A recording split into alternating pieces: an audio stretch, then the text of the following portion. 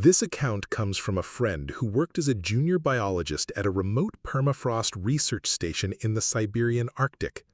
His story is the reason he quit his field of study and now works a desk job in a city. The station was a small collection of modular buildings, a tiny speck of warmth and life in an endless expanse of frozen tundra. For months, their team of 6 had been drilling ice cores, pulling up samples of Earth that had been frozen for tens of thousands of years.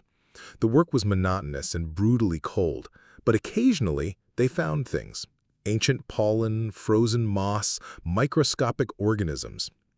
One day, they hit something different. About 300 feet down, the drill brought up a core section containing a large, dark mass.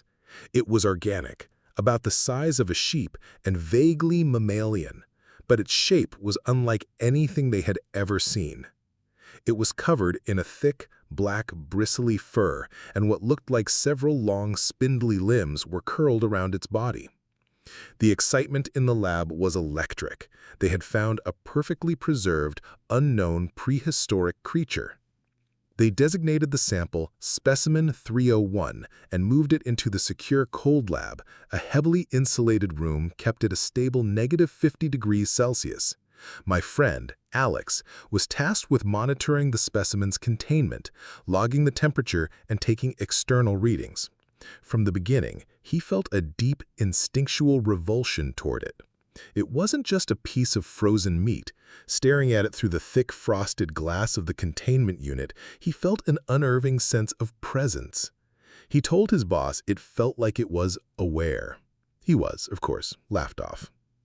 The strange occurrences started that night. Alex was on the late shift when he heard a noise from the cold lab.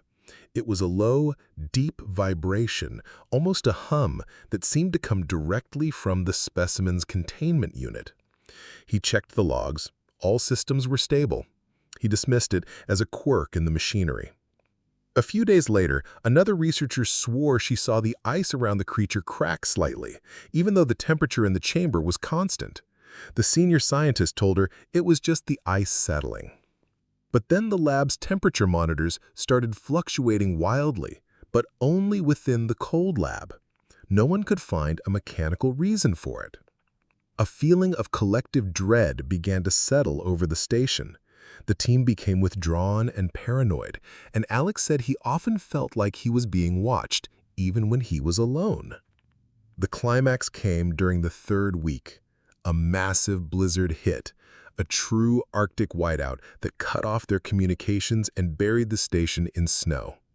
In the middle of the storm, the station's main generator failed, plunging them into a terrifying darkness with only the emergency battery lights and the howling of the wind for company. The cold lab systems were, of course, down. The thawing had begun. The team worked frantically to restart the generator, but it was no use. After about an hour in the dark, they heard a sound that was not the wind. It was a loud, deep crack, and then a wet, tearing sound coming from the direction of the cold lab. This was followed by a slow, heavy thump, thump, thump. One of the senior researchers, a hardened man named Ivanov, grabbed a high-powered flashlight and a flare gun and, against everyone's advice, went to secure the lab door from the outside. The rest of the team huddled in the common room, listening. They heard Ivanov shout, then a horrifying scream that was cut short, then silence. They never saw Ivanov again.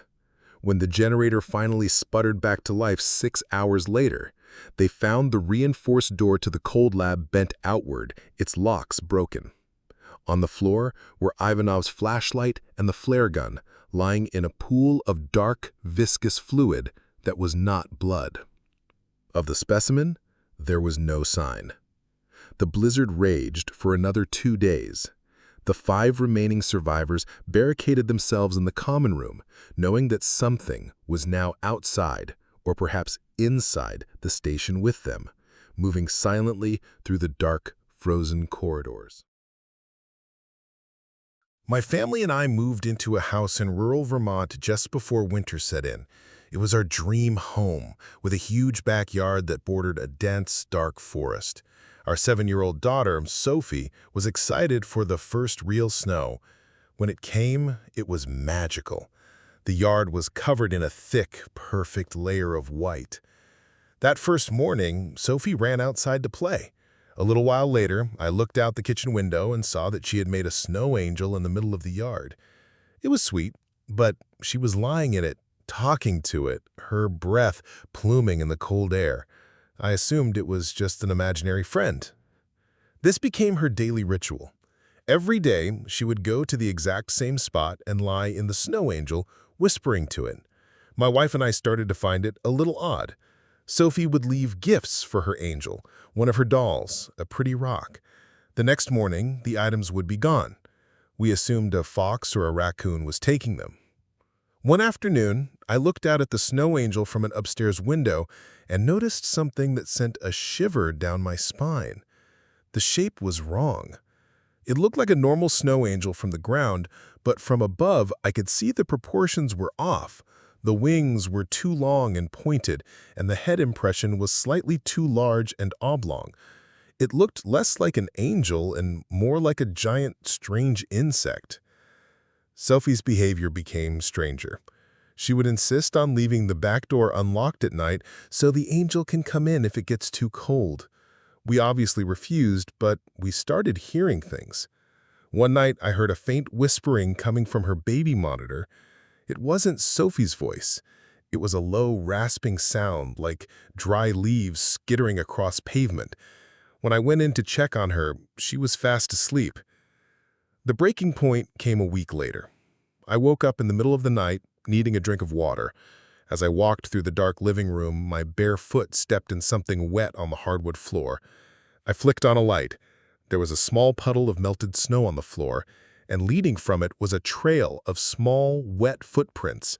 They started at the back door, which was now slightly ajar, and led directly up the stairs towards Sophie's room. They were not the prints of a child's bare feet. They were long and narrow, with toes that looked more like talons. I ran up the stairs and burst into Sophie's room. She was sitting straight up in bed, staring at the corner of her room, which was shrouded in shadow. "It doesn't like you," she said, her voice a dead flat monotone. "You should go." From the dark corner, I heard that same dry, rasping whisper. I snatched Sophie out of her bed and ran. My wife and I packed a single bag and drove to a hotel. We put the house on the market the next day and never went back. The realtor who sold it for us mentioned that the first prospective buyers were scared off by something they saw in the yard, a strange, deep impression in the snow that wouldn't melt, even on a sunny day. In the spring of 1987, the owners of the remote Blackwood Mountain Lodge in Colorado arrived to open up for the season. The winter caretaker they had hired, a man named Jack Torrance, a strange coincidence not lost on anyone later, was gone. His truck was still there, but he had vanished. The only thing he left behind was a spiral-bound notebook on the kitchen counter that served as his journal. This is a transcript of his final entries. December 21st. The silence up here is something else. It's not just quiet, it's heavy. It presses in on you. The snow muffles everything. Sometimes I feel like I'm the last man on earth. It's peaceful, but it's a thin kind of peace. It feels like it could break at any moment. January 10th. Been hearing noises. At first I thought it was just the lodge settling in the cold, but this is different. It's a scratching sound, coming from inside the walls of the main pantry, like a large animal is trapped in there. But I've checked every inch of this place. There's no way in or out. The sound is loudest at night. January 28th. I saw someone today, or something. I was looking out the main hall window toward the tree line, and there was a figure standing there, just beyond the clearing. It was tall and very thin, and it was just watching the lodge. I grabbed my binoculars, but when I looked back, it was gone. I told myself it was just a tree playing tricks on my eyes.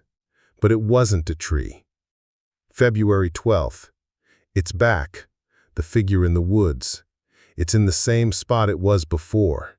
It doesn't move. It's there when I wake up, and it's there when the sun goes down. I don't think it's human. The proportions are wrong. The arms are too long. I spent all day boarding up the windows on the north side of the lodge. I don't want it looking in. February 20th. The scratching in the pantry is stopped. Now I hear it in the walls of my own bedroom. It follows me. I feel like this whole lodge is holding its breath. I haven't slept in 3 days. The figure in the woods is gone. I think that's worse. I don't know where it is now. February 23rd. The handwriting on this final entry is jagged and frantic, pressing hard into the paper. It's not in the woods. I was wrong.